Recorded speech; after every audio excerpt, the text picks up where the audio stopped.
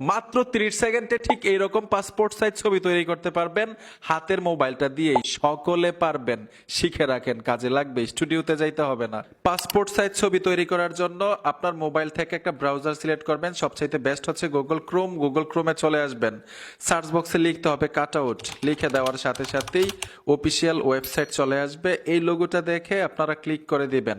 আর অবশ্যই আগে থেকে কিন্তু আপনার একটা ছবি থাকতে হবে গ্যালারির মধ্যে। যে কোনো ছবি দিয়ে আপনার এখানে পাসপোর্ট সাইজ ছবি তৈরি করতে পারবেন। নিচে চলে আসবেন, নিচে আসার পরে এখানে পাসপোর্ট লেখা থাকবে। নিচে আসার পরে এখানে আপনারা পাবেন পাসপোর্ট। এখানে দেখুন পাসপোর্ট ফটো মেকার, এই অপশনটাতে ট্যাপ দিবেন। ট্যাপ দেওয়ার সাথে সাথে আপলোড ইমেজ লেখা আছে, ওই যে আমি বলছিলাম গ্যালারিতে থাকতে হবে। আমি গ্যালারি থেকে আমার একটা ছবি অ্যাড করে দিলাম। এইখানে একটা অপশন আছে, এই অপশনটাতে টাচ করে দিবেন, বাংলাদেশ পাসপোর্ট সাইজ দিয়ে দিবেন। তারপর এইখানে একটা আইকন আছে, এই আইকনটাতে ট্যাপ দিয়ে আপনারা কালার চেঞ্জ করতে পারেন। আমি কালার দিয়ে দিলাম। এই